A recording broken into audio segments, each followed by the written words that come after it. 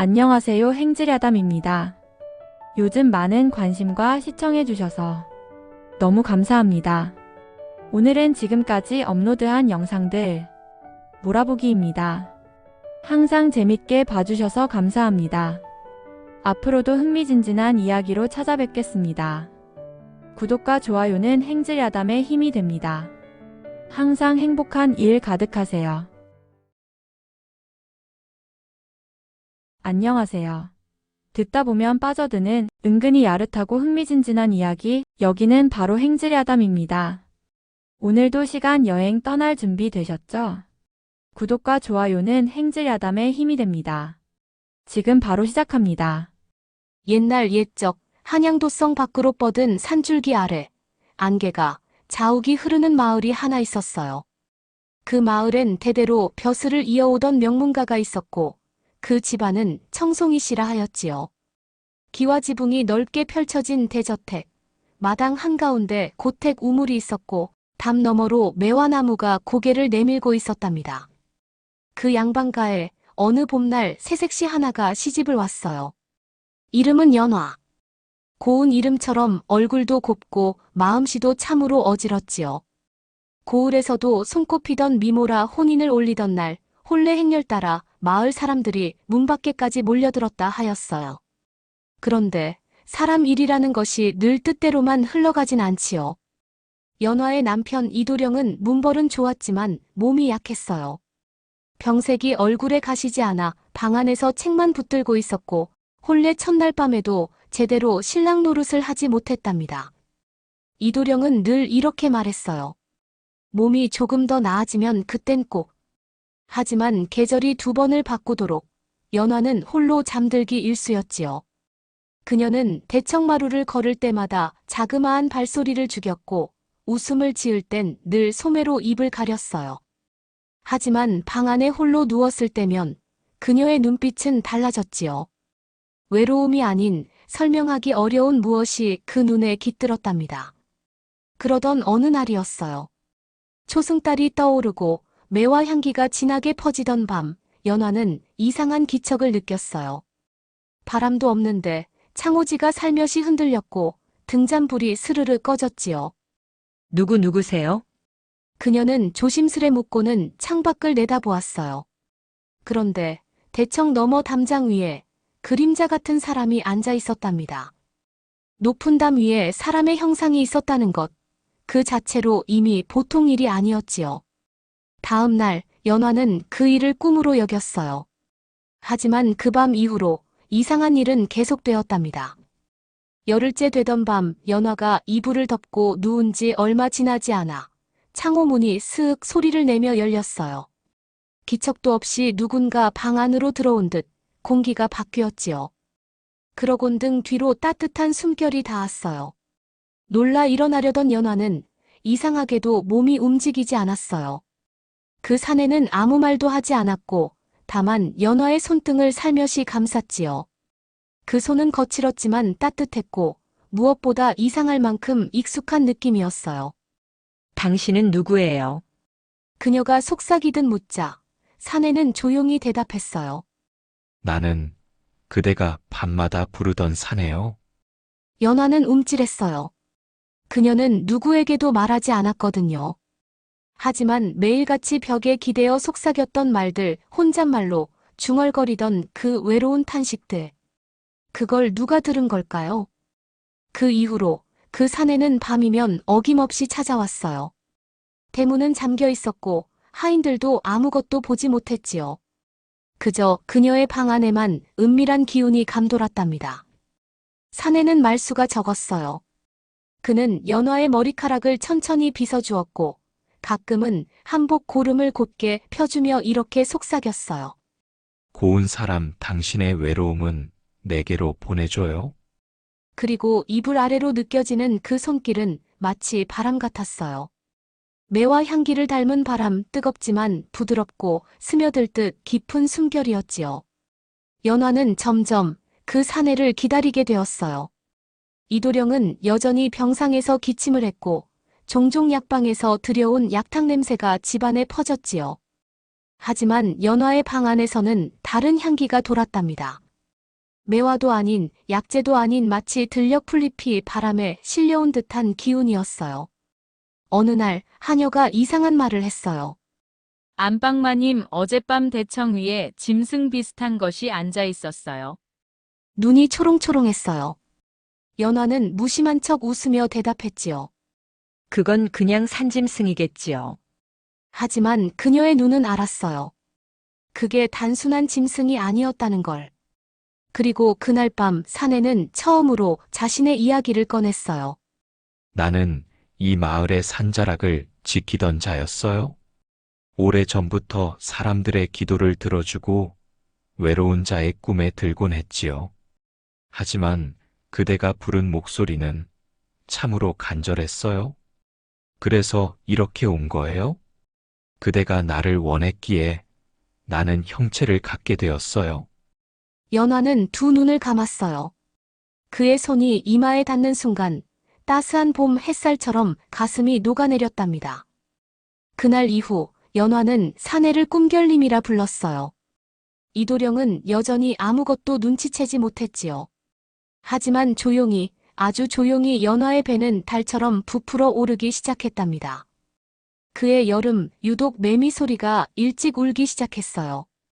양반댁 기와 위로 푸르른 나뭇잎이 드리웠고 마당의 우물물엔 아침마다 연화의 얼굴이 비쳤지요. 그녀의 뺨은 더욱 화사해졌고 눈빛엔 묘한 생기가 돌았답니다. 시어머니는 그 모습을 보고 크게 기뻐했어요. 며느리 혹시 내게 복이 깃든 게냐? 연화는 말없이 웃기만 했어요. 그 웃음 속엔 말 못할 비밀이 숨겨져 있었지요.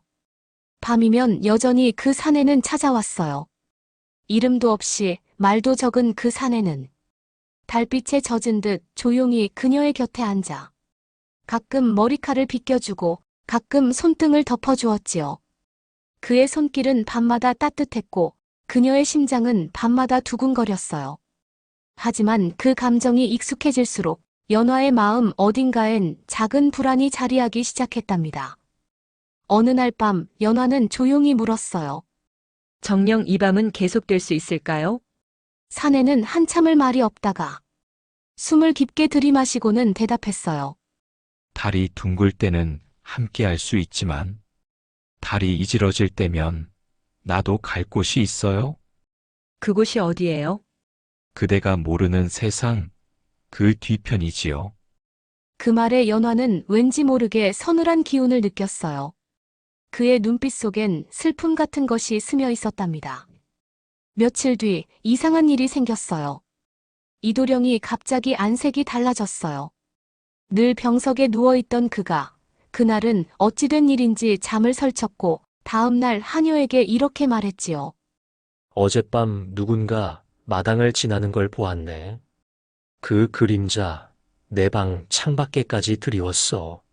하녀는 고개를 갸웃했지만 연화는 그 말을 듣는 순간 가슴이 철렁 내려앉았어요.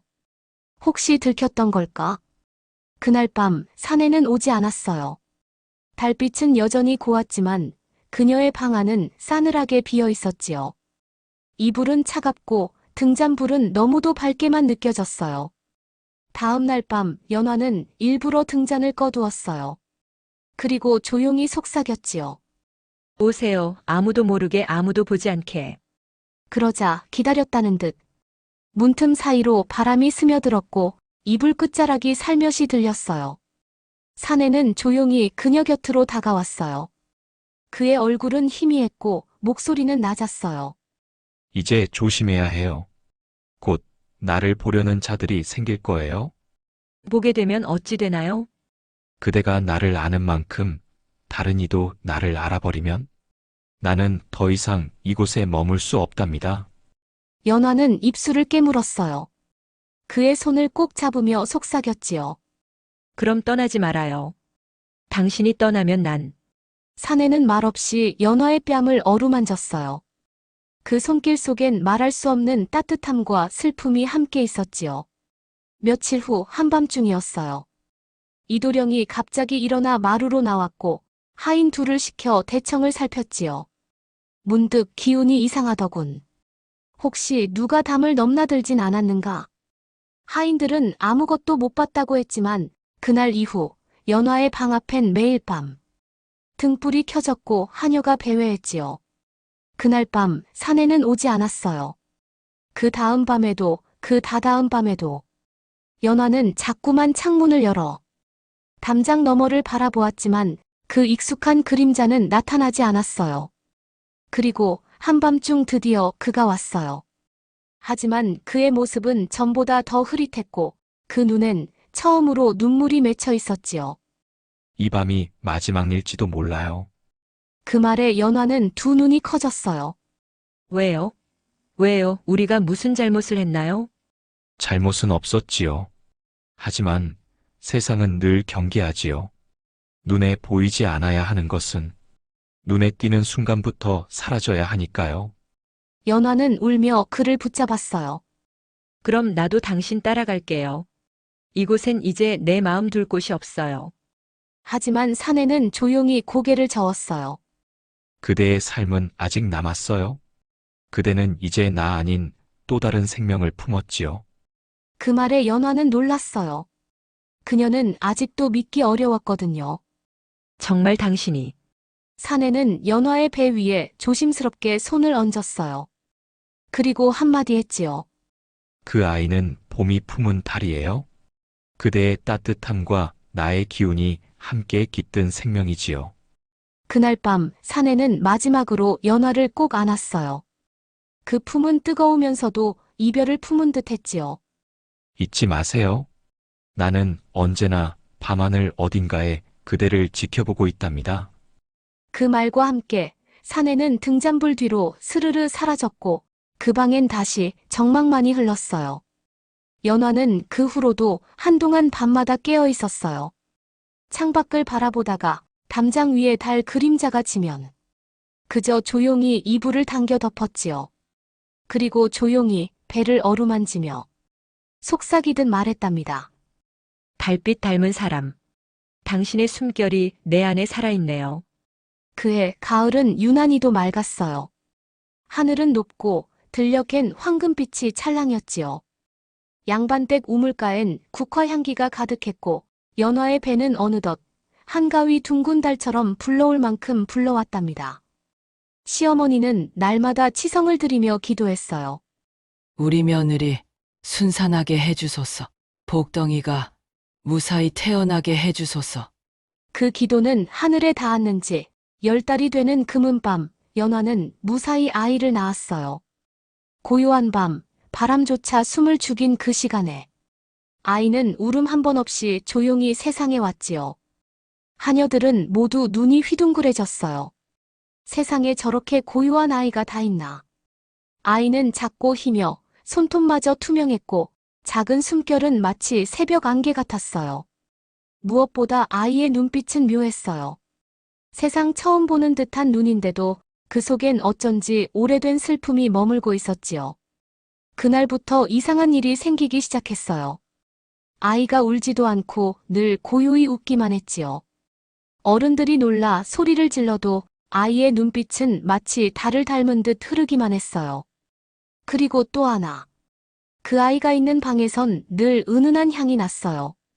매화가 피지도 않았는데 마당을 지나 대청을 오르기만 해도 가슴 깊이 스미는 향내가 퍼졌지요. 시어머니는 그걸 보고 말씀하셨어요.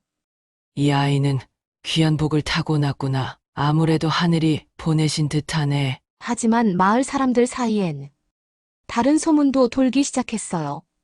밤마다 그 방에 달빛이 유독 밝다더라. 웬 그림자가 창밖을 맴돈다더라. 아이 눈이 사람 같지 않다더라. 연화는 그런 말을 듣고도 말없이 웃기만 했어요. 그녀는 알고 있었지요. 그 모든 것이 거짓이 아님을. 어느 날이었어요. 아이를 안고 마당을 걷던 연화가 문득 담장 너머를 바라보았지요. 달빛이 번져 있던 그 자리에 예전처럼 그림자 하나가 앉아 있었어요. 바람도 없고 하인도 없던 그 순간. 분명히 그가 있었지요. 연화는 조용히 속삭였어요. 꿈결님 오셨군요. 그림자는 대답하지 않았지만 매화 향기 하나가 바람에 스쳐 마당으로 들어왔고 그 향기는 아이의 얼굴을 지나 연화의 뺨을 스치고는 하늘로 사라졌지요. 그날 밤 연화는 아이를 안고 등잔불 아래 앉아 말했어요. 너는 이 세상 사람과 조금 달라. 하지만 부끄러워하지 말아라. 너의 아버지는 달빛 속에 살던 사내란다. 그 말에 아이는 웃지도 울지도 않았지만 작은 손을 뻗어 연화의 손끝을 가만히 잡았지요. 몇 해가 흐른 뒤 아이는 말없이도 마음을 읽는 아이가 되었어요. 어른이 기침만 해도 물동이를 챙겨왔고 매일 밤 같은 시각엔 연화 곁에서 달을 올려다 보았지요. 어머니, 오늘도 달님이 아버지예요? 그래, 달은 언제나 널 보고 있단다. 그럼 아버지는 슬플까요? 어쩌면 늘 그리움으로 널 안고 계시겠지. 아이는 고개를 끄덕였어요. 그리고 이윽고 한마디 했지요. 그럼 나도 달처럼 살래요. 멀리 있어도 따뜻한 사람이 될래요. 연화는 아이를 꼭 안았어요. 그리고 아이의 머리맡에 조용히 속삭였답니다. 이 세상 사람들은 모를 거야. 하지만 나는 밤마다 기다렸단다. 달빛 아래에서 너를. 그날 이후 연화는 달이 뜰 때마다 마루에 앉아 조용히 눈을 감았어요. 그녀의 뺨엔 바람이 닿았고 심장 어딘가엔 여전히 남겨진 온기가 꿈틀댔지요. 사람들은 그녀를 달그림자 며느리라 불렀고 그 아이를 달씨 아기라 불렀답니다. 그리고 그 집안은 대대로 눈빛이 깊고 향기를 지닌 자손들이 태어났지요. 마치 한때 달빛을 품었던 그 밤의 사내가 때를 이어 그 기운을 남긴 듯이요. 세월은 조용히 흘러 어느덧 연화의 머리에도 눈꽃 같은 흰실이 내려앉았어요. 그녀는 더 이상 앳된 며느리가 아니었고 집안의 중심이 되어 자손들을 돌보는 어른이 되었지요. 하지만 누구도 알지 못했어요. 그녀가 해마다 음력 보름이면 혼자 마루 끝에 앉아 달을 보며 속삭였다는 걸요. 꿈결님 잘 계신가요? 그 목소리는 바람 속에 섞여 멀리 어디론가 흘러갔답니다. 연화의 아들 달씨는 고을에서도 이름난 총명한 사내가 되었어요. 5살에 천자문을 익히고 10살에 고을 수령의 눈에 들어 관아에서 공부를 했지요. 하지만 그는 벼슬길엔 뜻을 두지 않았어요. 어머니, 나는 남의 이름으로 살고 싶지 않아요. 나는 내 아내 소리를 따라 살래요. 그 말에 연화는 아무 말도 하지 않았어요. 다만 눈을 감고 마음속으로 그 밤의 사내가 웃고 있을 것을 떠올렸지요. 20살이 되던 해 달씨는 호련히 집을 나섰어요. 어디로 간다고도 말하지 않았지요. 이 세상 어디엔가 내가 머물 곳이 있을 거예요. 그날 밤 연화는 마루 끝에 무릎을 꿇고 앉아 등잔불을 끄고 조용히 중얼거렸답니다. 당신이 지켜주세요. 그 아이는 당신과 나의 숨결로 태어난 아이예요. 그 뒤로 수십 년이 흘렀어요. 양반댁은 여전히 크고 번듯했지만 연화는 이제 방 안에서만 지내는 늙은 노인이 되어 있었지요. 하녀들은 그녀가 밤마다 혼잣말을 하는 걸 들었어요. 달빛이 오늘은 조금 였구나. 그래도 따뜻하네. 오늘은 오실지도 모르겠네. 누군가는 그녀가 노망이 들었다고 수군댔지만 어느 하녀 하나는 속으로 생각했답니다. 마님이 기다리는 그 사람 정말 있는 걸까? 그러던 어느 날 연화는 말없이 방문을 열고 마루로 나왔어요. 그날은 음력 보름이었지요. 달은 하늘 한가운데에서 그 옛날처럼 환히 빛나고 있었어요. 연화는 그 빛 아래 앉아 오래된 무명 치마를 곱게 여미고는 조용히 눈을 감았지요. 그날처럼 당신이 와줬으면 해요. 그리고 그 순간 기적처럼 바람이 일었어요. 바람은 그녀의 뺨을 스치고 이마를 감싸며 머리카락을 흩날렸지요. 연화는 눈을 떴어요. 거기. 담장 위에 누군가 앉아 있었어요. 멀리서도 보였어요.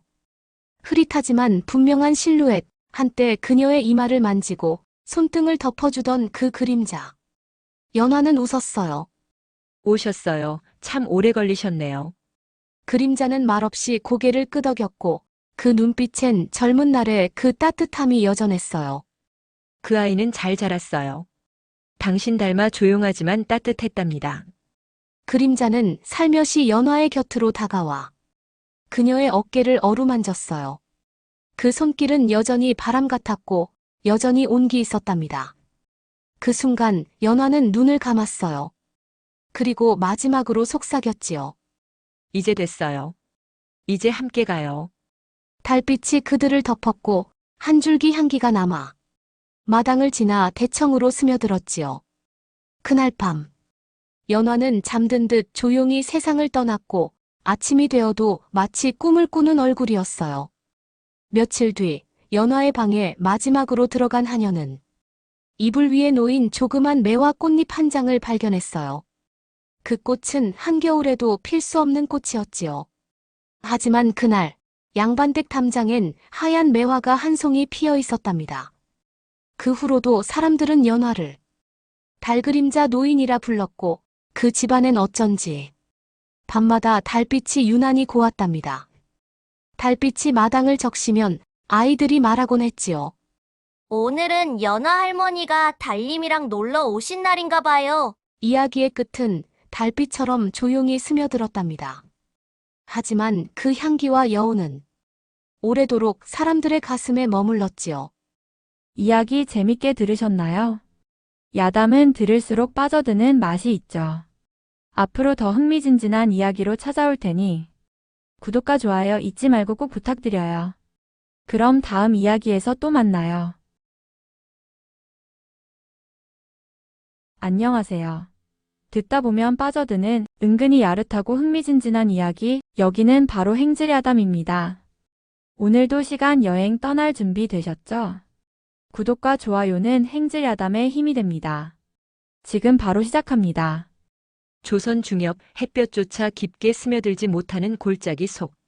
사람들조차 그 이름을 입에 올리길 꺼리던 마을 하나가 있었으니 이름하여 구미골이라 하였습니다. 사방이 높은 산으로 둘러싸여 아침이면 안개가 허리춤까지 내려오고 저녁이면 해가 산마루에 걸리기도 전에 어둠이 내리깔리는 그런 곳이었습니다. 이 마을엔 오래전부터 하나의 전설이 내려왔지요. 마을 뒤편 구불구불한 산길을 따라가면 여우고개라 불리는 고개가 나옵니다. 그 고개를 넘어선 안 된다. 그곳에는 천년 묵은 여우가 산다. 여인의 웃음소리에 홀려간 사람은 다시는 돌아오지 못했다. 이런 이야기가 대대로 전해져 내려왔습니다. 할머니들은 아이들에게 귀싸대기를 하며 말했지요.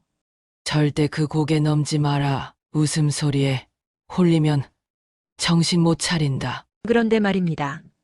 마을 사람들은 누구 하나 그 전설을 확인한 적도 없었습니다.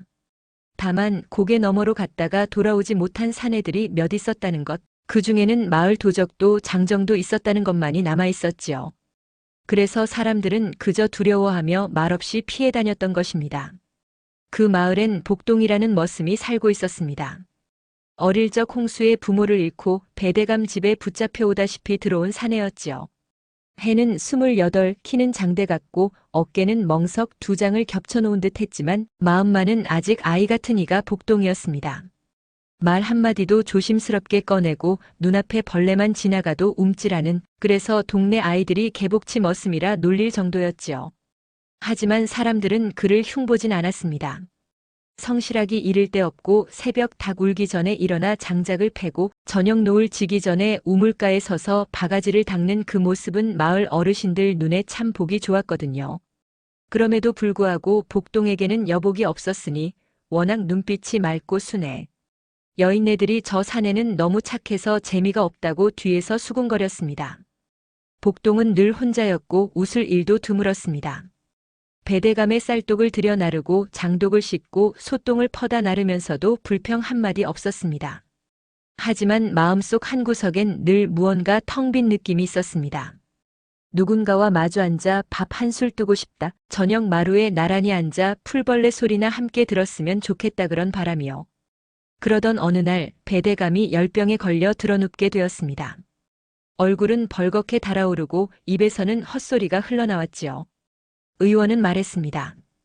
도라지를 다려 먹어야 한다고.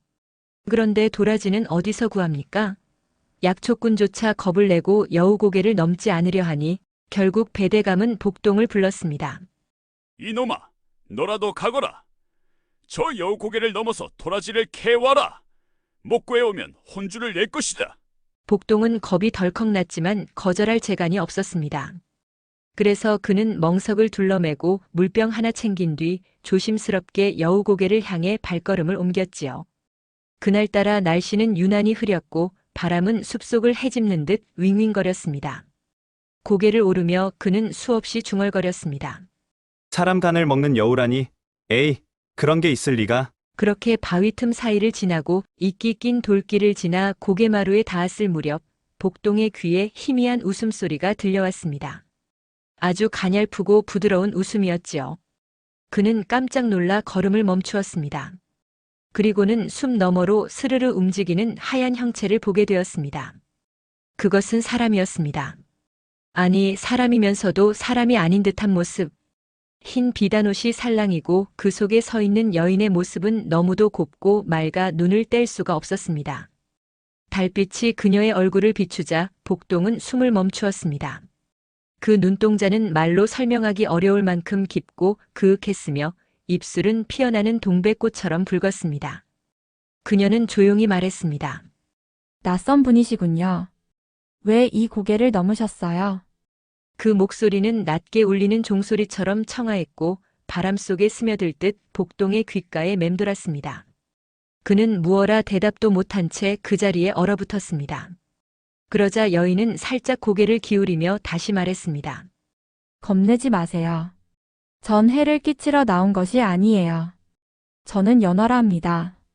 그리고 여우지요. 구미호랍니다. 그 말에 복동은 기절할 듯 놀랐습니다. 여우라뇨? 그것도 천년을 산 구미호라뇨? 하지만 여인의 눈빛에는 해코지할 기미가 전혀 없었습니다. 오히려 복동은 그 눈빛에서 쓸쓸함과 외로움을 느꼈지요. 여인은 덧붙였습니다. 천년을 살았지만 사람과 마주 앉아 밥을 먹어본 적이 없어요. 손을 잡아본 적도 없고요. 사실 저 숙맥이에요. 그날 밤 복동은 연화의 집에 머물게 되었습니다. 산속임에도 초가집은 정갈하게 정돈돼 있었고 마당에는 감나무가 한 그루 서 있었으며 부엌에선 고운 향냄새가 피어올랐습니다. 마루에는 국화무늬가 새겨진 창호가 있었고 집 안어귀에는 희미한 꼬리털이 몇 가닥 떨어져 있었습니다. 복동은 침상에 누웠지만 잠이 오지 않았습니다. 자신의 인생에서 가장 기이하고 아름다운 날이었거든요. 그때 연화가 다가와 말했습니다. 저기 실례가 안 된다면 어깨 좀 보여주실 수 있을까요? 지난번엔 옷이 찢어져 있어서 잘 못 봤어요. 사람 어깨는 정말 그렇게 생겼는지 궁금해서요. 복동은 얼굴이 붉게 달아올라 얼른 이불을 뒤집어 썼습니다. 여우가 이토록 부끄러움을 모른 채 말하다니 기가 막히고도 귀여운 일이었지요. 그렇게 한 사람과 한 여우의 조심스러운 동거가 시작되었습니다. 함께 밥을 먹고 마루에 앉아 달을 보며 웃고 간혹 서로 눈이 마주치면 부끄러워 고개를 돌리는 그런 날들이 이어졌습니다. 연화는 이제 사랑을 배우고 있었고 복동은 더 이상 머슴이 아니라 그녀의 수호자가 되어가고 있다는 사실을요. 그 밤 연화는 조용히 말했습니다. 전 당신이 처음이에요. 밥을 같이 먹은 것도, 이름을 불러본 것도 이런 게 사람들 말로는 사랑인가요? 천년 묵은 여우의 입술에서 사랑이란 말이 맺히는 순간 산속에 작은 떨림이 일었습니다. 아직 아무것도 시작되지 않았지만 모든 것이 이미 바뀌고 있었습니다. 해는 며칠째 졌고 복동은 마을로 돌아오지 않았습니다. 배대감은 머슴 하나가 없어진 걸로도 대수롭지 않게 여기지 않았지만 더운 기운과 함께 헛기침이 깊어지자 화가 치밀어 올랐습니다. 그리고 그 모든 순간을 시기하는 자들이 있었습니다. 마을에서는 수군거림이 퍼지기 시작했지요. 여우곡에 넘은 머슴이 돌아오질 않더라. 혹여 여우한테 잡힌 거 아냐? 이런 말들이 오갈 무렵 사또가 배대감의 집을 찾았습니다. 그는 늘 그렇듯 부채를 펼치며 입꼬리를 치켜 올렸고 그 웃음엔 뭔가 꿍꿍이가 숨어 있었습니다. 배대감과 사또는 탐욕의 눈빛을 번뜩이며 말했습니다. 배대감, 귀한 이야기 들으셨소? 여우곡에 처녀 구미호가 산다더이다.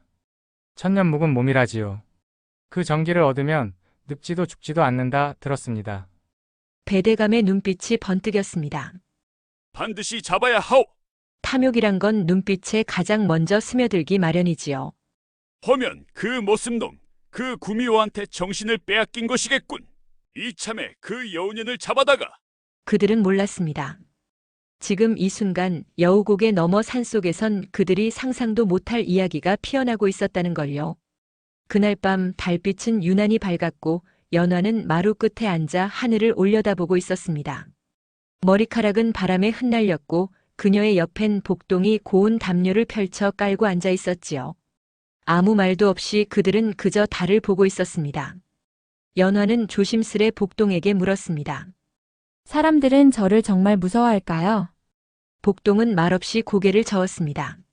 그리 곱고 따뜻한 분을 누가 무서워하겠습니까? 오히려 저는 마음이 자꾸 간섭당합니다. 자꾸 생각이 많아지고요. 연화는 말없이 웃었습니다. 그 미소는 천년을 기다린 봄바람처럼 고요했지요. 며칠이 지나자 연화와 복동은 함께 생활하는데 익숙해졌습니다. 연화는 산에서 캐온 나물로 국을 끓였고 복동은 땔감을 구해다 장작을 패며 불을 피웠습니다. 그런 어느 날 연화가 말했습니다. 복동시 사람들은 사랑하면 어떻게 하나요? 복동은 손에 쥔 나무 토막을 놓고 잠시 고민하다 말했습니다. 뭐랄까요? 서로 마주보고 웃고 같이 밥 먹고 몸이 아프면 손을 잡고 외로울 땐 아무 말 없이 곁에 있어주는 거겠지요. 연화는 고개를 끄덕이며 마치 무언가를 하나하나 새겨두듯 받아들였습니다. 그럼 저희도 사랑하고 있는 걸까요? 복동은 얼굴이 붉어졌지만 이내 고개를 끄덕였습니다. 그날 밤 연화는 복동에게 조용히 다가와 속삭였습니다. 혹시 등에 난 털은 다 이렇게 자라는 건가요? 복동은 당황해하며 웃었고 연화는 그런 그를 바라보다 웃음이 터졌습니다. 그 웃음소리는 참으로 고왔습니다. 마치 천년 동안 굳어있던 그녀의 마음이 처음으로 풀린 듯한 웃음이었지요. 그 무렵 배대감과 사또는 본격적인 작당을 시작했습니다. 사또는 점쟁이를 불러와 도수를 끌어오려 했고 배대감은 헛간 뒤에서 사람을 시켜 그 고개로 올라가는 길을 몰래 닫게 했습니다. 그들은 연화의 존재를 단순한 전설쯤으로 여겼지만 정작 그 여인은 살아 숨쉬는 마음을 지닌 존재였다는 걸 끝내 알지 못했습니다. 복동은 마루 밑에서 대나무를 깎고 있었습니다. 활을 만들기 위해서였지요. 그는 이제 더 이상 자신을 머슴이라 생각하지 않았습니다. 저 여인을 지키기 위해 뭔가 해야 한다. 이제 그는 누구보다 단단해진 사람이 되어가고 있었습니다. 그 옆에서 연화는 조용히 그를 바라보며 미소 지었지요. 마치 마음속에 구름이 하나둘 걷히고 있는 듯한 눈빛이었습니다. 그리고 그날 밤 연화는 복동에게 말했습니다. 복동씨 전혀 처음이에요. 누군가를 바라보고 그리워하고 손끝을 스치며 가슴이 뛰는 걸 느끼는 게요. 이게 사랑이라면 전 참 오래 돌아왔네요. 그 말에 복동은 아무 말 없이 그녀의 손을 꼭 잡아주었습니다. 구미골의 밤하늘에는 별이 총총 떴고 여우의 꼬리는 바람결에 흔들리며 사람의 마음과 뒤섞이기 시작했습니다. 아무도 몰랐습니다. 이 고요한 밤 아래 천년. 묵은 여우와 머슴 하나가 서로의 삶을 뒤바꿀 거대한 인연을 맺고 있었단 사실을요. 바야흐로 여름의 끝자락이었습니다. 구미골엔 뜨거운 햇살 대신 낮은 안개가 드리워지고 새벽이면 이슬이 풀잎을 적시고 있었습니다. 그러나 그 고요한 풍경 속에서 아무도 모르게 움직이는 자들이 있었지요. 배대감과 사또는 날이 갈수록 더 조급해졌습니다. 도라지 하나 캐러 들어간 머슴이 며칠째 돌아오지 않자 처음엔 대수롭지 않게 여겼지만 여우고개에 구미호가 있다는 소문이 돌자 눈빛이 달라졌습니다. 그들은 복동이 구미호에게 홀렸을지도 모른다 생각했지요. 하지만 그보다 더 큰 욕망은 따로 있었습니다. 천년 묵은 처녀 여우 그 정기를 빼앗으면 늙지 않는다는 전설. 사또는 구슬처럼 반짝이는 눈동자를 굴리며 말했습니다. 배대감, 정기를 얻는 방법이 뭔지 아십니까? 반드시 사람의 손을 타지 않은 처녀 여우여야 한다더이다. 그것도 스스로 사람에게 마음을 열고 진심을 준 순간이 가장 약해지는 때라 하옵니다. 배대감은 손가락으로 탁자를 두드렸습니다. 허면 그 머슴놈이 지금 그 순간을 만들고 있는 셈이군.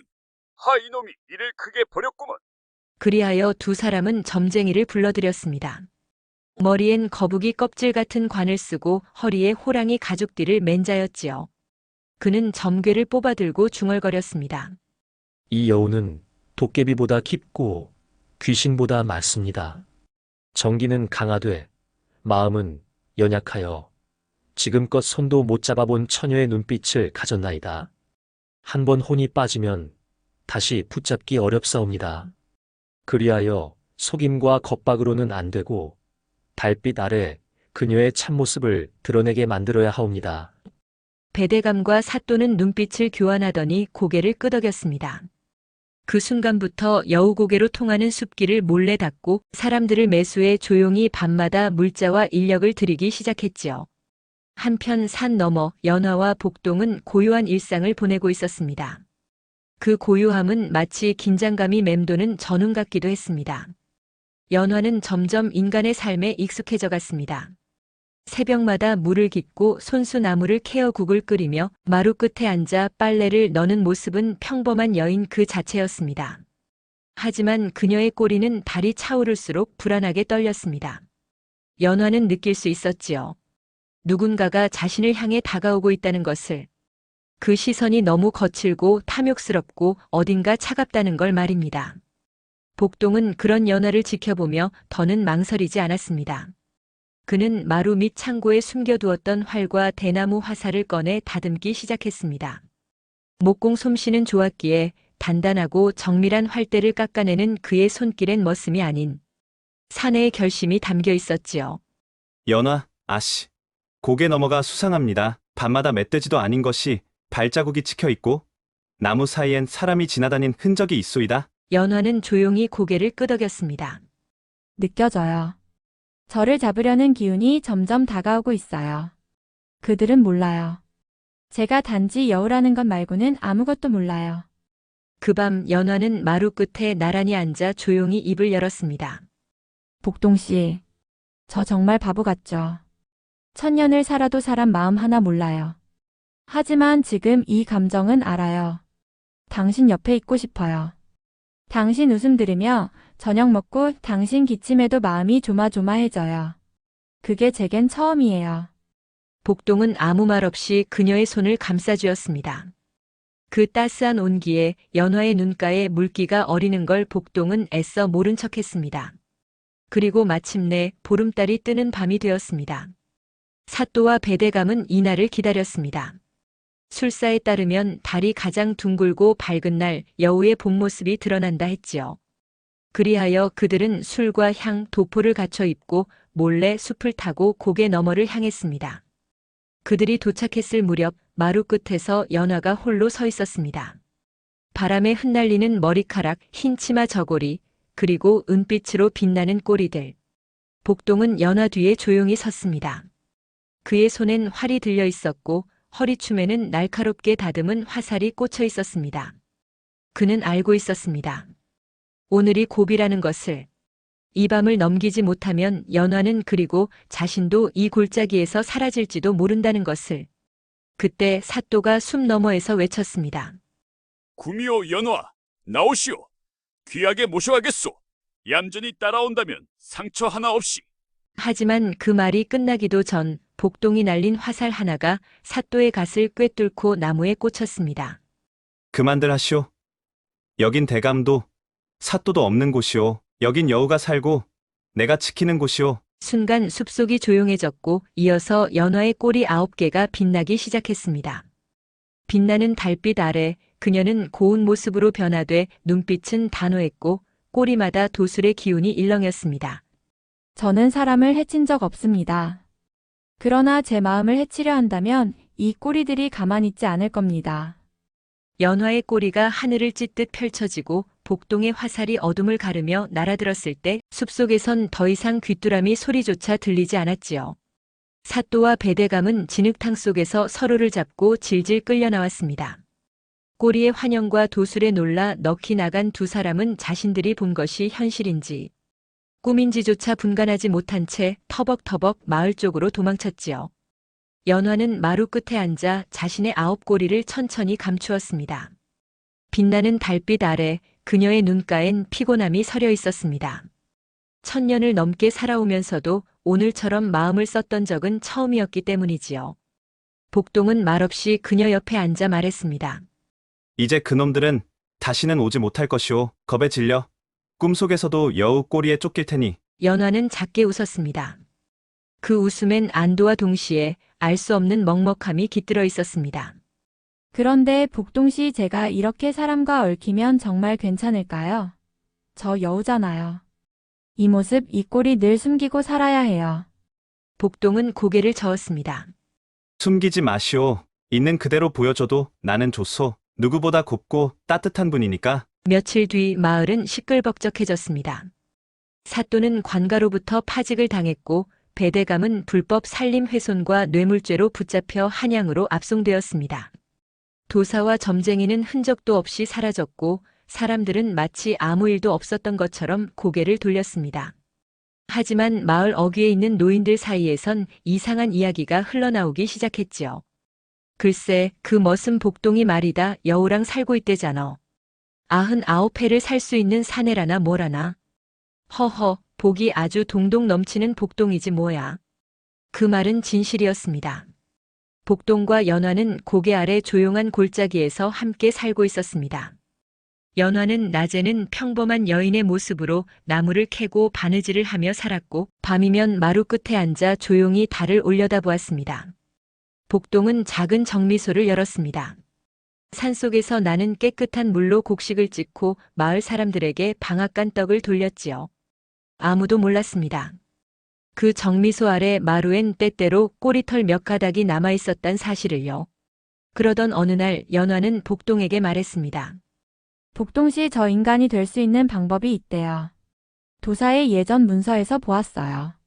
복동은 눈을 동그랗게 떴습니다. 진정이요? 그 방법이 뭐요? 연화는 고개를 끄덕이며 말했습니다. 사랑을 끝까지 지키는 것. 마음이 변하지 않으면 그 사람 곁에서 여우의 형상을 거둘 수 있다고 했어요. 복동은 그 말에 조용히 손을 내밀었습니다.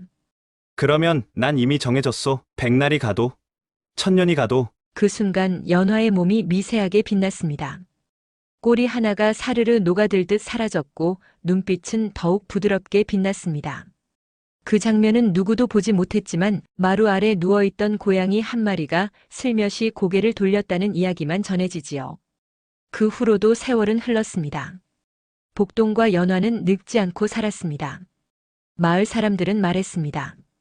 그 집 여인은 어째 눈에 물기부터 다르더라. 그 머슴은 대체 뭐길래 그렇게 정정한 거야? 하지만 누구도 대놓고 묻지 않았습니다. 다만 해마다 정월 대보름이면 연화는 마루 끝에 앉아 조용히 속삭였답니다. 달님, 저 사람 아직도 절 웃게 해요. 저도 아직 이 모습이면 좋겠어요. 그리고 그 말이 바람을 타고 흘러갈 때면 멀리 산 능선 위에 고운 여우 한 마리가 몸을 둥글게 말고 잠들곤 했다고 전해지지요. 이야기는 여기서 끝이 납니다. 하지만 구미골에선 지금도 종종 이상한 소문이 돈다지요. 밤중에 고개를 넘다 보면 여우 꼬리에 휘감긴 사내가 웃고 지나간다고요. 그 사내는 한낱 머슴이었으나 누군가에겐 천년 묵은 인연이었다고요. 이야기 재밌게 들으셨나요? 야담은 들을수록 빠져드는 맛이 있죠. 앞으로 더 흥미진진한 이야기로 찾아올 테니 구독과 좋아요 잊지 말고 꼭 부탁드려요. 그럼 다음 이야기에서 또 만나요.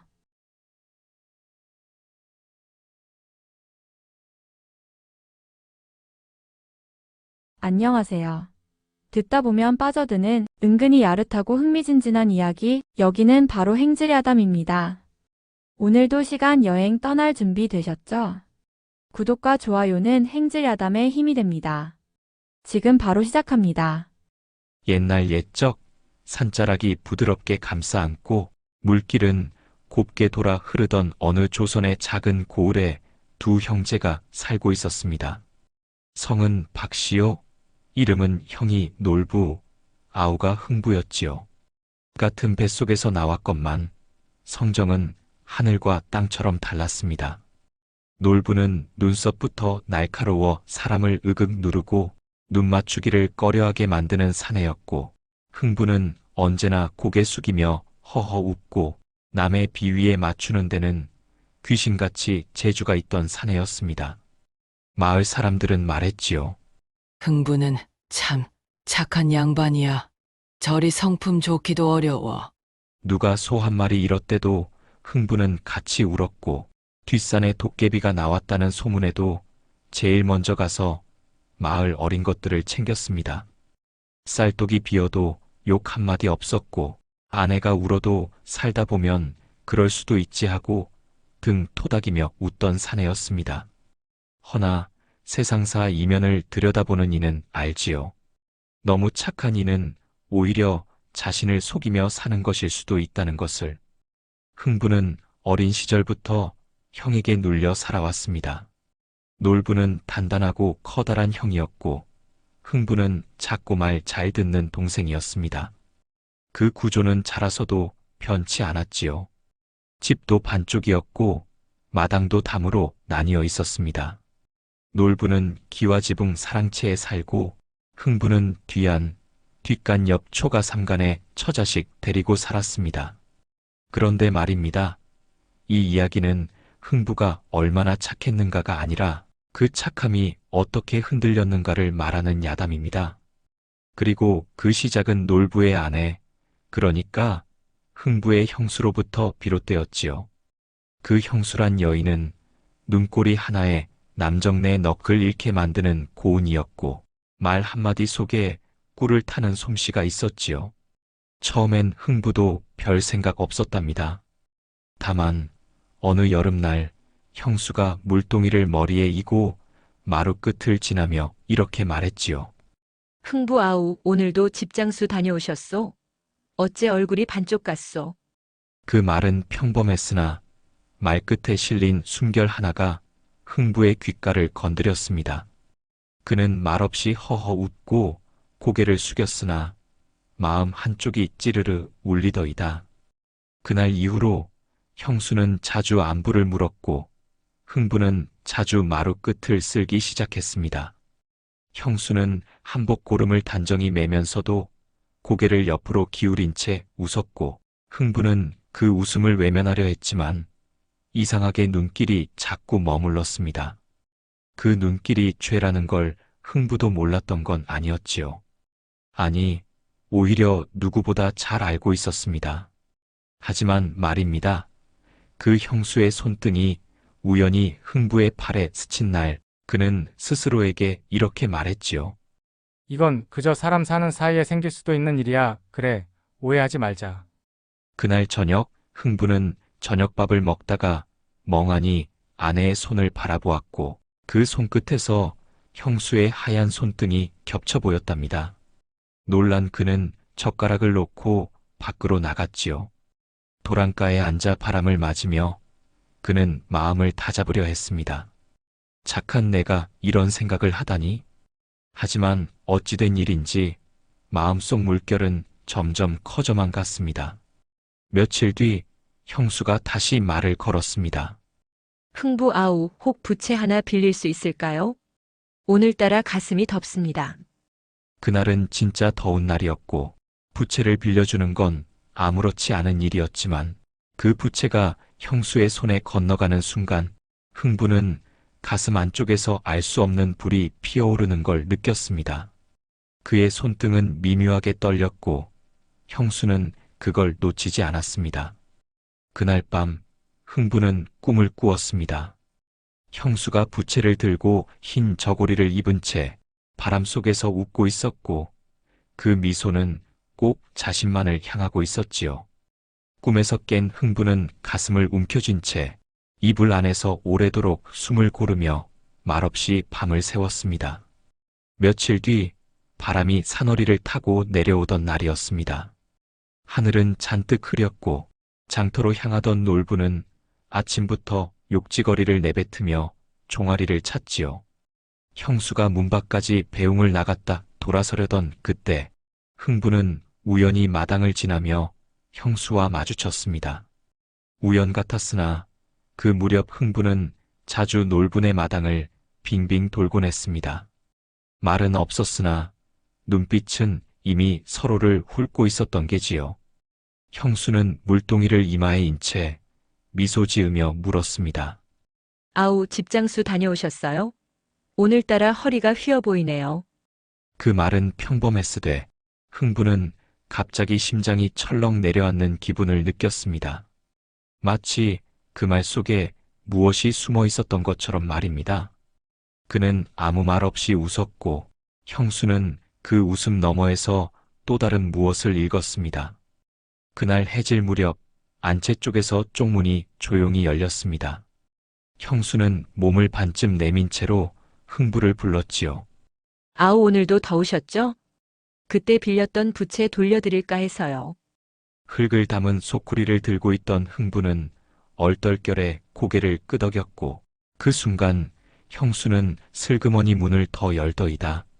안채로 들어서는 길목 바닥엔 송진 기름이 발라져 있었고 형수의 손등엔 은가락지가 하나 끼워져 있었습니다.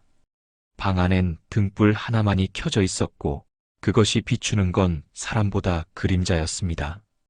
형수는 말없이 부채를 내밀었고 흥부는 그 부채를 받는 순간 손끝이 닿았습니다. 그 접촉은 짧았으나 긴장감은 한나절처럼 길었지요. 형수는 부채를 다물며 말했습니다. 이 부채 무척 좋더이다. 가슴 밑에서부터 시원해져요. 다음에도 빌릴 수 있을까요? 그 말에 흥부는 말없이 허리를 숙였지만 눈동자는 형수의 손을 스치고 있었습니다. 형수는 그걸 느꼈습니다. 한쪽 입꼬리를 슬며시 올리고 돌아앉았습니다. 그날 밤 흥부는 잠을 이루지 못했습니다. 아내가 자고 있는 방 안은 조용했으나 그의 마음은 소란스러웠습니다. 형수의 손, 그 냄새, 문틈 너머의 등불, 모든 것이 자꾸만 머릿속에서 맴돌았지요. 며칠 후 형수는 더 대놓고 말을 걸기 시작했습니다. 아우는 참 착해요. 나는 아우 같은 사람 보면 마음이 이상하게 편안해져요. 그 말은 마치 안개처럼 감도는 기운을 품고 있었고 흥부는 그 말을 들은 뒤로 손이 떨리기 시작했습니다. 웃으며 대꾸했지만 웃음 끝이 자꾸만 흐트러졌습니다. 그러던 어느 날 밤이었습니다. 달이 반쯤 찬 날 형수는 안채 문 앞에서 부채를 흔들며 말했습니다. 아우 잠깐 들어와서 부채나 받아가세요. 밤이 이리 더워서야. 방 안엔 등불 하나 문틈 사이론 살냄새가 새어나왔습니다. 흥부는 문 앞에서 한참 서 있었습니다. 들어가면 안 된다는 것을 알고 있었습니다. 그러나 한 걸음, 또 한 걸음 방 안으로 스며들었습니다. 그 밤 방 안에서 무슨 일이 있었는지는 말하지 않겠습니다. 다만 창호지 너머로 엉키는 그림자 둘, 집 타는 듯한 냄새, 바람에 흔들리던 등불, 그리고 조용한 숨소리만이 남았다고 전해집니다. 그 후로 흥부는 마당을 지나면서 자꾸 형수의 문 앞에 눈을 두게 되었고 형수는 바느질을 하다 말고 슬그머니 미소를 짓곤 했습니다. 서로가 서로를 모른 척했지만 눈빛은 이미 많은 걸 나누고 있었지요. 마을 사람들은 몰랐습니다. 대청 마루가 늦게까지 덮여있는 까닭을, 집신 한 짝이 사랑채 옆에 놓여있는 이유를. 그들은 다만 흥부가 요즘 말이 줄었다는 것만 알 뿐이었습니다. 그리고 그 여름 흥부는 문득 스스로를 바라보았습니다. 나는 착한 사내가 맞는가? 그 물음은 그의 마음을 깊이 파고들었고 형수를 생각할수록 자신의 착함이 허물어지는 것을 느꼈습니다. 하지만 이미 한 발을 디뎠습니다. 그 밤 형수의 숨결이 그의 목덜미에 스쳤을 때 그는 이미 되돌아올 수 없는 물길에 몸을 실은 것이었습니다. 그날 밤 형수의 숨결을 등에 안은 채 돌아온 흥부는 잠을 이루지 못하였습니다. 아내가 잠든 방 안, 그는 천장을 바라보며 자신이 넘지 말아야 할 선을 넘었음을 깨달았지요. 새벽녘 그는 조용히 도랑가로 나섰습니다. 안개가 자욱한 물가에 앉아 한숨을 내쉬던 찰나 어디선가 이상한 바람이 불어오더이다. 물 위에 번지는 안개 속에서 갓쓴 도령 하나가 나타나 말했습니다. 흥부 나으리 속이 뜨겁겠사옵니다. 저는 박씨 도령이라 하옵니다. 당신의 안을 들여다볼 기회를 드리러 왔사옵지요. 흥부는 놀라며 뒷걸음질 쳤으나 도령은 미소를 지으며 말했지요. 복은 종종 벌의 옷을 입고 찾아옵니다. 단지 그것이 무엇인지 아는 건 오직 그 복을 가진 자뿐이옵니다. 그 무렵부터 놀부는 말을 아끼기 시작했사옵니다.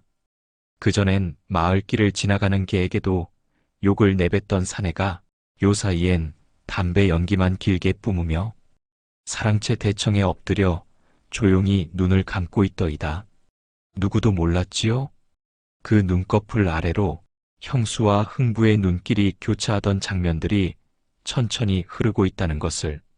놀부는 날이 저물면 일부러 방안을 거닐고 말없이 안채 창호지 앞을 서성이었으며 형수의 웃음소리가 길게 이어질 때면 그 끝자락을 조용히 되짚었습니다. 장독대 뚜껑 하나의 기울기, 흥부 집신의 방향, 마당에 떨어진 부채 하나까지 모든 것이 이제는 의미 있는 흔적처럼 보였던 게지요. 그러던 어느 날 놀부는 무겁게 말했습니다. 아우, 저녁 먹고 마당 좀 보세. 흥부는 놀란 눈으로 형을 보았고 마음이 철렁 내려앉았지요. 마당 끝 매화나무 아래 놀부는 흥부에게 부채 하나를 내밀며 말했습니다. 이거 안채 뒤에서 주웠다네. 마침 어젯밤 바람도 불지 않았는데 어찌 이런 게 떨어져 있을까? 그 부채는 형수가 흥부에게 건넸던 바로 그 부채였지요. 흥부는 숨이 막히는 듯 고개를 떨구었고 놀부는 말없이 흥부의 얼굴을 바라보다 이렇게 말했더이다. 아우, 나는 자네가 너무 착한 줄로만 알았네. 그 한마디에 흥부의 등에서 식은땀이 흘렀고 말없이 무릎을 굽혔습니다. 그날 밤 형수는 방문 앞에서 망설이다 문고리를 잡았습니다. 그러나 문을 여는 순간 방 안엔 놀부가 앉아있더이다. 불도 켜지 않은 방 안. 그는 입술을 깨물며 말했지요. 여보, 언제부터였어? 아니, 애초에 당신은 날 어떻게 보고 있었던 겁니까? 형수는 그 앞에 무릎을 꿇고 떨리는 목소리로 말했습니다. 나는 그냥 사람이 되고 싶었을 뿐이요. 사람 대접을 받고 싶었어. 놀부는 담뱃대를 꺼내 문지르며 천천히 말했다지요. 내가 무심했던 건 알겠네. 허나 사람 구실을 흥부아오와 해야 했던가? 그 말은 칼처럼 날이 서 있었고 형수의 눈가엔 눈물이 맺혔습니다. 그 후로 흥부는 마을에 나가지 않았습니다. 장을 보러 가던 길도 끊고 도랑가에 홀로 앉아 오래도록 돌멩이만 굴렸습니다. 형수는 집안일을 하며 더 이상 흥부를 쳐다보지 않았고 놀부는 대청에 앉아 더 이상 아무도 부르지 않았습니다. 그러던 어느 새벽 도랑가에 박씨 도령이 다시 나타났습니다. 그는 물가에 서서 말없이 흥부를 바라보다가 조용히 입을 열었지요. 나으리 복은 이미 드렸사옵니다. 허나 그 복이 복이 될지 벌이 될지는 결국 나으리의 선택이오. 흥부는 아무 말 없이 등을 돌렸습니다. 그의 어깨는 무거웠고 마음은 산보다 깊어져 있었습니다. 형수는 그날 이후 말수가 줄었습니다.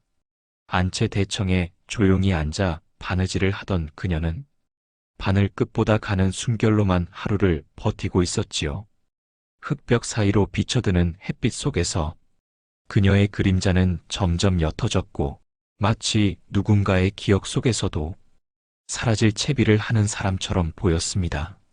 놀부는 여전히 말이 없었습니다. 다만 밤이면 밤마다 사랑채 돛돌에 앉아 부채 하나를 손에 쥔 채 말없이 담장을 바라보았지요. 그 부채는 더 이상 시원하지 않았습니다. 그건 이제 증거가 되어버렸고 그림자가 되어버렸으며 심장을 더 덮이는 물건이 되었던 게지요. 흥부는 더 말이 줄었습니다. 그는 새벽마다 도랑가에 나가 앉아 물을 바라보며 혼잣말을 했습니다. 내가 정말 착한 사내였던가. 내가 착했다면 어찌 이런 일을 만들었을까. 형수는 그날 밤 그와의 마지막을 알 듯 등불 하나를 들고 뒷마당으로 나왔습니다. 흘길에 그 그림자가 드리웠고 도란도란 풀벌레 소리 사이로 그녀는 조용히 속삭였지요.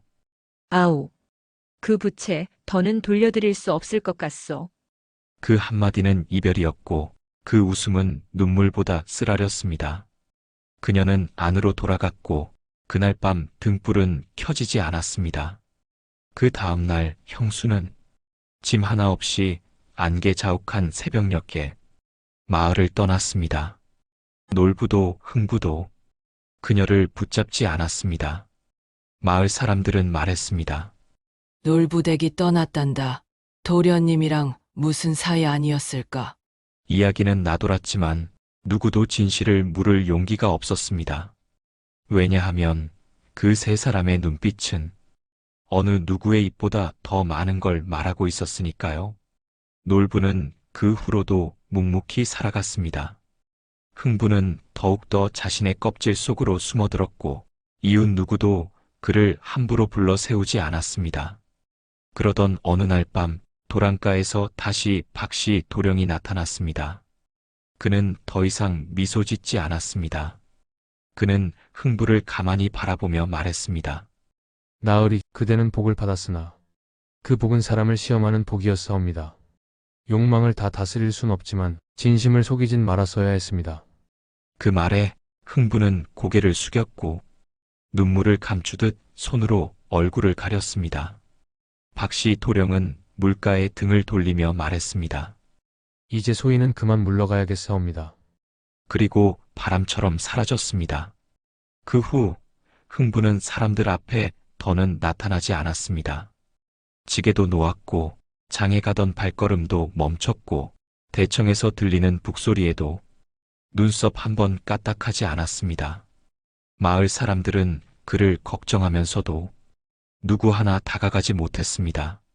그는 마치 속죄의 방 속에서 스스로를 가두고 그 안에서 침묵으로 살아가는 사람처럼 보였기 때문이었지요.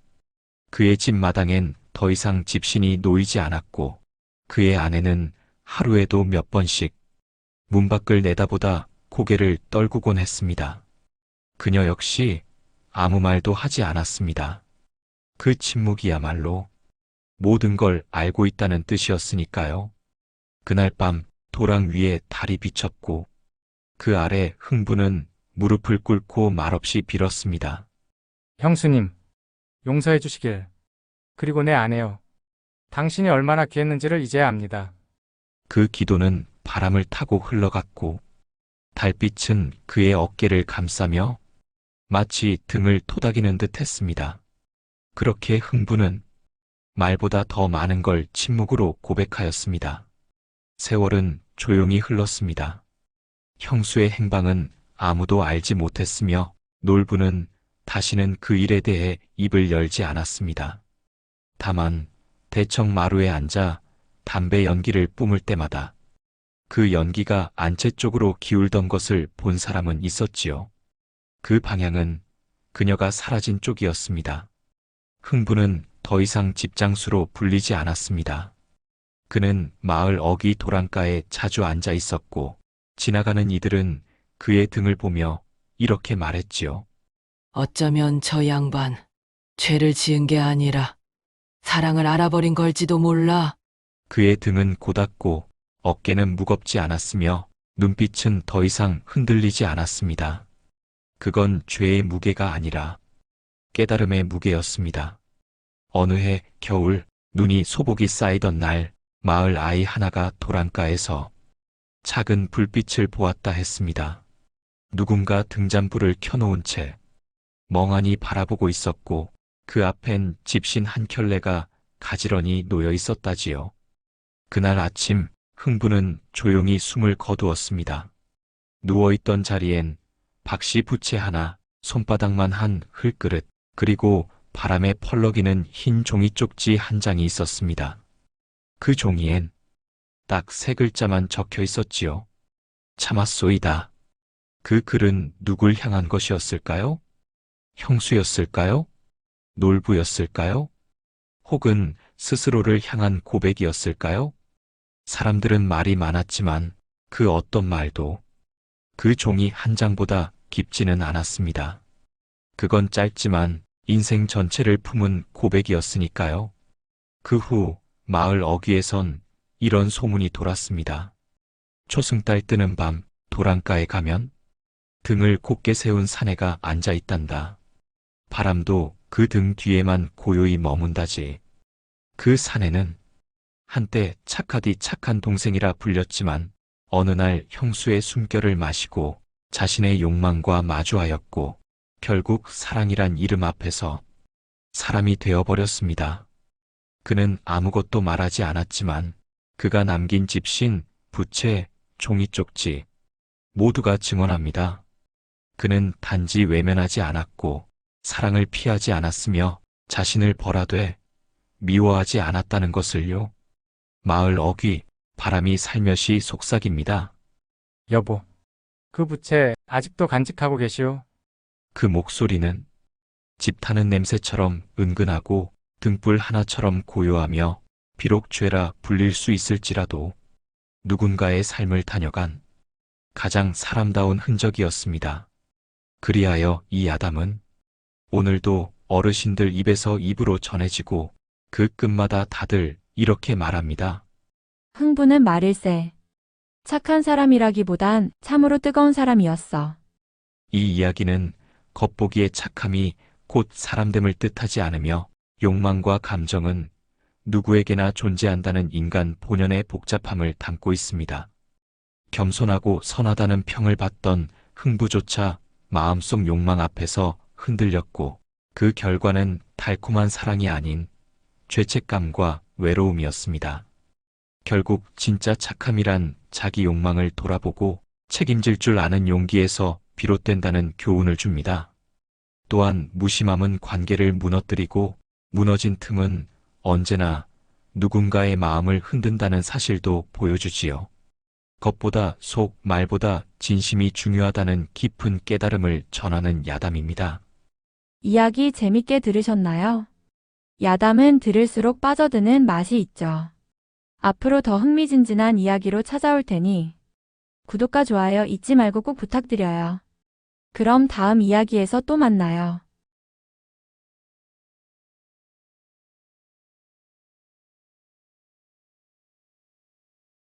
흥미진진한 이야기, 여기는 바로 행질야담입니다.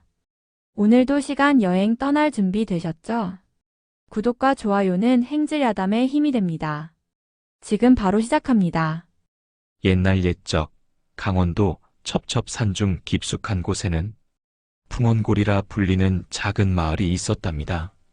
그곳은 해가 중천에 떠 있어도 안개가 걷히지 않았고 달이 둥실 뜬 밤이면 늑대인지 개인지 모를 울음소리가 울려 퍼지던 곳이었지요.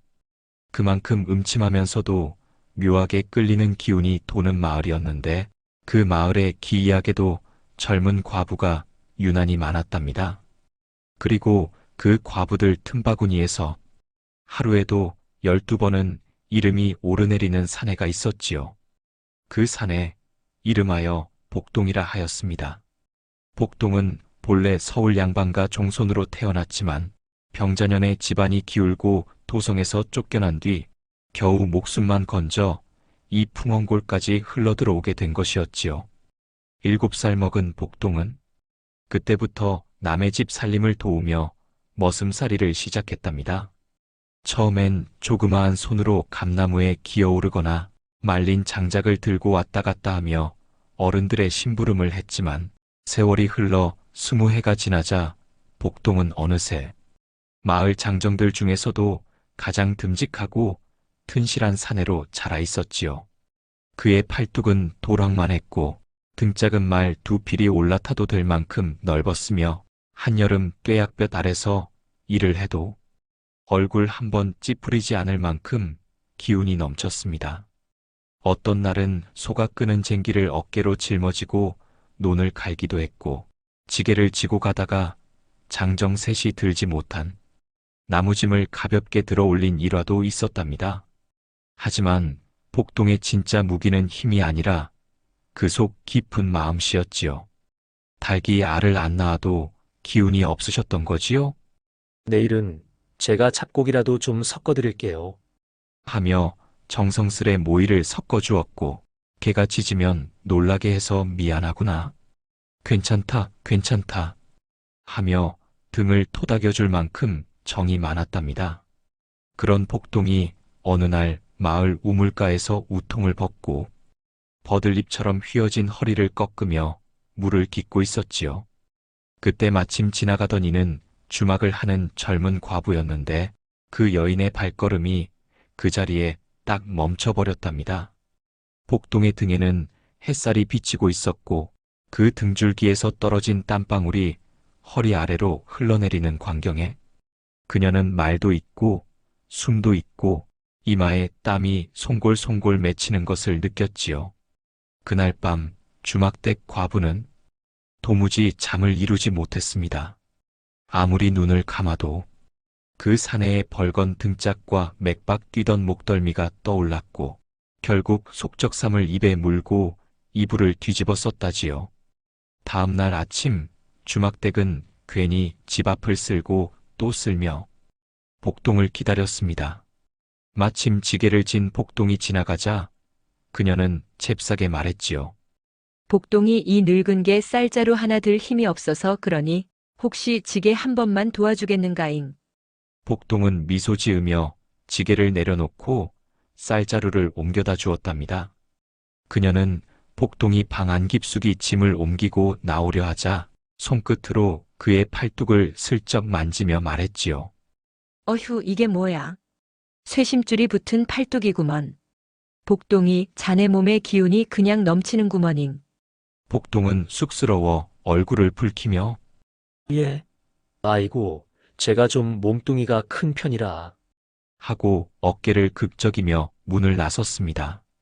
그날 저녁 주막댁은 복동을 위해 계란찜을 하고 막걸리를 따뜻하게 데워 그에게 술 한 잔을 권했습니다. 복동은 어리둥절한 얼굴로 머슴이 이런 대접을 받아도 되나?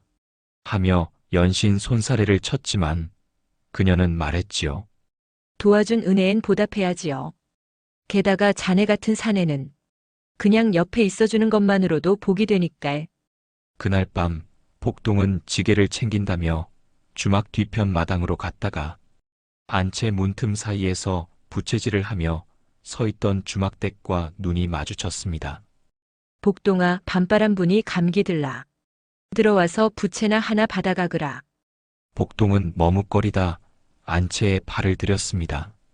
방 안엔 등잔불이 은은히 흔들리고 있었고 그녀는 등불 너머로 조용히 속삭였지요.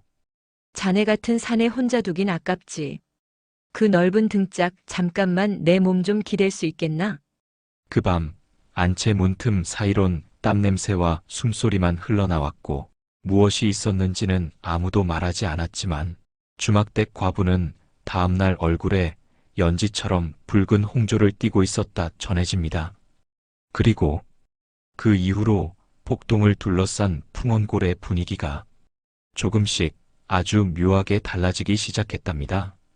주막댁 과부와 복동 사이의 묘한 기류는 마치 마을 뒷산 삼법꽃처럼 소리 없이 피어나 이내 풍원골 곳곳에 퍼지기 시작했답니다. 어느 날부터인가 복동이의 발걸음은 주막댁뿐 아니라 다른 과부들 집으로도 향하게 되었지요. 그 첫 시작은 배짜기댁 과부였습니다. 그녀는 남편이 죽은 뒤에도 홀로 배틀을 돌리며 근근히 살고 있었는데 그날따라 배틀 한쪽이 비틀어져 배를 짜다 말고 손을 놓고 있었답니다. 복동 서방 이리 좀 와보시게. 배틀이 자꾸 비뚤어져서 손 좀 봐주시게. 복동은 아침 일을 마치고 막걸리 한 사발로 목을 축이던 참이었기에 아, 네. 저야 뭐 도와드려야죠. 하고 고무신을 질끈 신고 뛰어갔습니다. 방에 들어선 복동은 등허리를 구부리고 거친 손으로 배틀 다리를 만져보며 뭔가를 고정하기 시작했습니다. 그런데 그의 손등에 얹힌 핏줄과 등 뒤로 젖은 상의 아래로 드러난 등 근육을 본 배짜기댁은 갑자기 심장이 요동치기 시작했답니다. 이게 남정네 몸이라는 게 저리도 단단하고 듬직할 수가 있나. 그녀는 이불을 개는 척하면서도 복동이의 등에서 눈을 떼지 못했지요. 복동은 배틀 고정을 마치고 말했습니다. 이제 안 흔들릴 겁니다. 밤에 배짜기 하실 때도 한결 편하실 거예요. 그 말에 배짝이 댁은 얼굴을 붉히며 아이고 복동서방 덕에 내가 올 봄에나 짜려고 했던 수건을 지금이라도 짤 수 있겠네잉. 몸의 기운이 아주 듬뿍이야, 듬뿍. 그녀는 속말로 수건이 아니라 자신의 속마음을 짜내고 있었던 건지도 모릅니다. 며칠이 지나자 대감댁 과부도 복동을 불렀습니다. 복동 서방, 우리 집 장독대 뚜껑이 바람만 불면 자꾸 덜컹거려서 말이야. 한번 봐줄 수 있겠나? 복동은 무겁던 나무 장작을 내려놓고 바로 대감댁으로 향했습니다. 마당에 들어서자 대감댁 과부는 평소보다 곱게 단장한 모습으로 복동을 맞이하더이다. 이 더운 날 덥지 않으셨나? 시원한 보리차라도 한잔하고 가시게. 복동은 마당 한켠에서 장독을 살피며 뚜껑을 눌러 고정하고 있었습니다. 그 순간 대감댁 과부는 등을 바라보다가 조용히 말했지요. 복동 서방 참 기특한 사내야. 그 등에 기대면 세상 근심 다 내려놓을 것 같아. 복동은 그 말이 무슨 뜻인지 알 듯 모를 듯 했지만 그녀의 눈동자 깊은 곳에서 오랜 외로움을 느꼈고 잠시 숨을 고르며 말했다지요.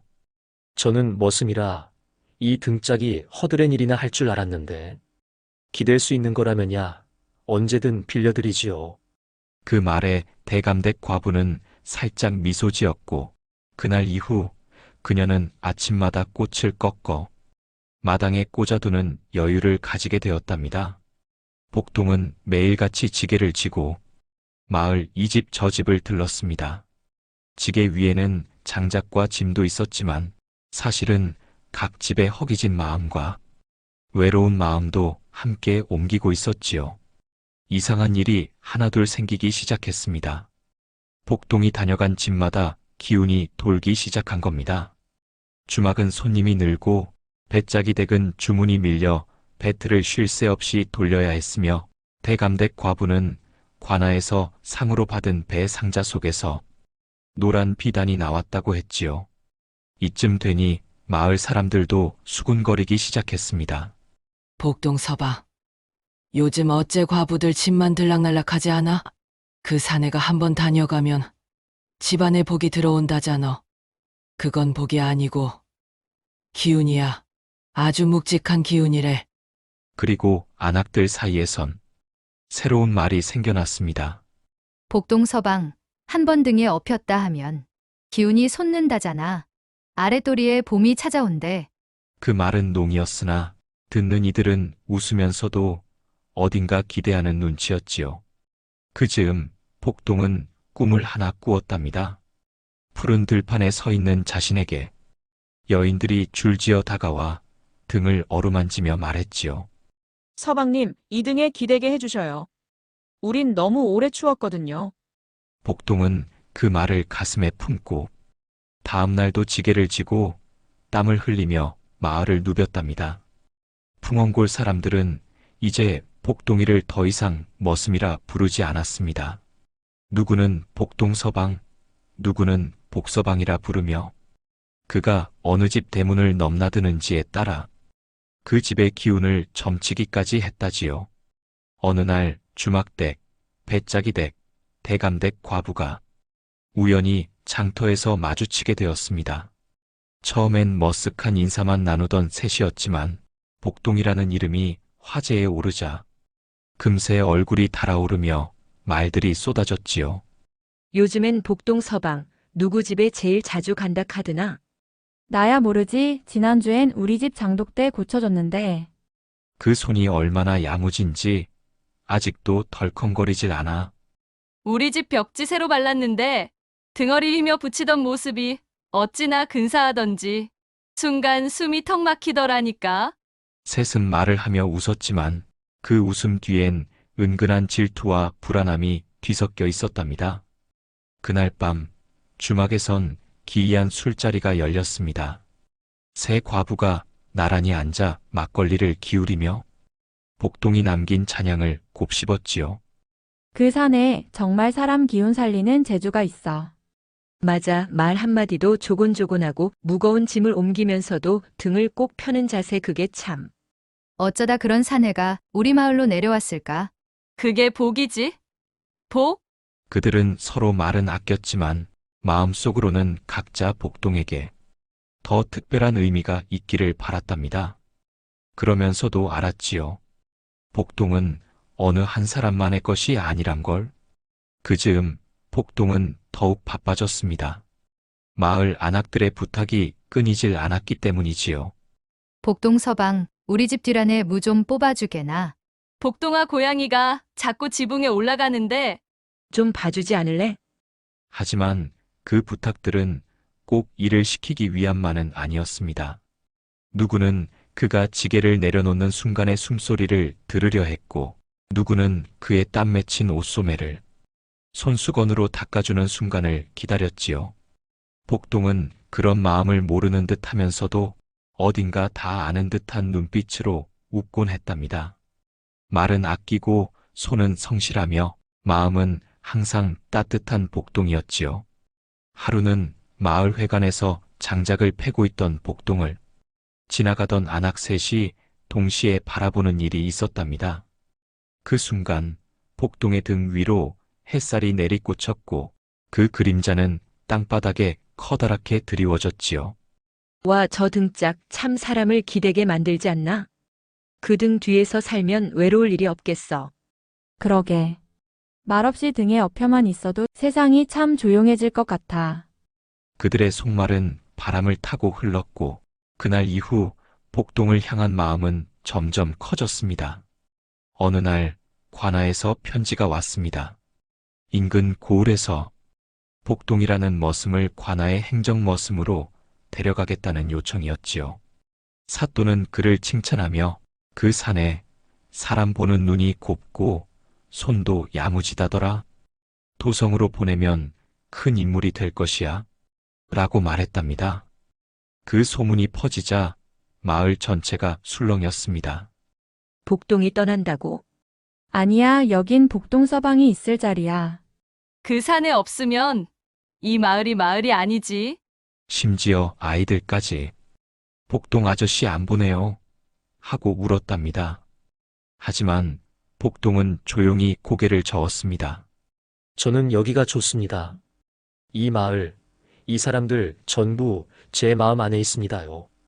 그 말에 주막댁은 주먹을 입에 넣고 울었고 배짜기댁은 복동이 앉았던 멍석을 품에 껴안았으며 대감댁 과부는 마당 끝에 서서 혼잣말처럼 중얼거렸습니다. 복동 서방 참 좋은 사람이야. 그 좋은 등을 너무 많은 이들이 원하네. 그리고 그날 밤 풍원골은 유독 조용했고 창호지 너머로 엉킨 그림자 하나 없이 마을은 깊은 숨을 내쉬듯 고요했답니다. 그 고요는 잠시였고 다음 날 새벽 복동은 또다시 지게를 지고 땀을 흘리며 안악들의 집 앞을 걷고 있었지요. 그 모습은 마치 기운 없는 사람들의 마음에 봄 햇살을 얹어주는 듯 말없이 따스한 풍경이었습니다. 세월은 조용히 흘러 풍원골에도 다시 봄이 찾아왔습니다. 삼법꽃이 흐드러지게 피고 시냇물에 새잎이 흔들릴 무렵이었지요. 복동은 여전히 지게를 지고 마을을 돌며 사람들을 도왔습니다. 그가 짊어진 건 장작과 곡식만이 아니라 사람들의 한숨과 그리움이었지요. 그날도 복동은 새벽부터 일어나 할머니네 마당 집단을 정리하고 무너진 돌담을 일으켜 세웠습니다. 그가 지나간 자리마다 마을이 밝아졌고 사람들의 마음엔 봄볕 같은 온기가 번져갔지요. 하지만 그해 봄 마을에 큰 병이 돌기 시작했습니다. 먼 고을에서 퍼진 괴질이 이 마을까지 번져온 것이었지요. 기침과 열로 쓰러지는 이가 생기고 아이들은 밥도 못 먹고 이불 속에 누워 떨었습니다.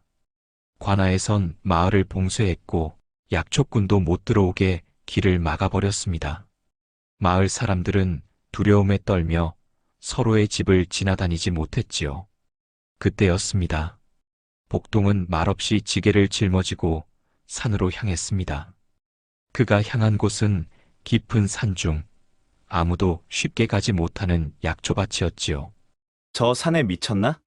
이 시국에 혼자 산을 타? 괴질이 무섭지 않은가 봐. 사람들은 놀랐지만 복동은 아랑곳하지 않고 산을 오르고 또 올랐습니다. 3일 밤낮을 산속에서 보낸 그는 해열초, 더덕뿌리, 뱀딸기 열매를 한가득 지게에 실어 진흙투성이가 되어 돌아왔습니다.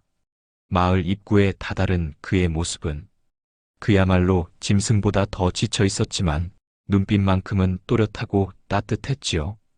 그가 가져온 약초를 삶아 먹은 아이들은 하루 이틀 지나며 열이 내렸고 기운 없던 노인들도 숨을 고르게 되었답니다. 복동은 마을을 돌며 직접 달인 약초차를 나누어 주었고 안악들은 그의 뒷모습을 보며 괜히 눈시울이 붉어졌다지요. 저 산에 저게 사람인가? 어찌 저리. 그 후 병이 가라앉고 마을이 다시 살아나자 사람들은 복동에게 고개를 숙였습니다. 사또도 마을을 찾아와 말했지요. 복동 자네 공이 크다. 관아에 올라가 상도 받고 장부에도 이름을 올리게나. 하지만 복동은 고개를 저었습니다. 저는 그저 이 마을 사람들 품에서 산 사람입니다. 이 등을 빌려줄 수 있어 행복했을 뿐입니다요. 그 말을 들은 사람들 모두 입을 닫고 가슴을 열고 긴 박수를 보내주었습니다. 그리고 그날 밤 풍원골 모든 집의 등불이 꺼지지 않았습니다. 누군가는 마당 끝에 술 한 잔을 놓고 누군가는 복동의 이름을 조용히 불러보았지요. 복동 서방.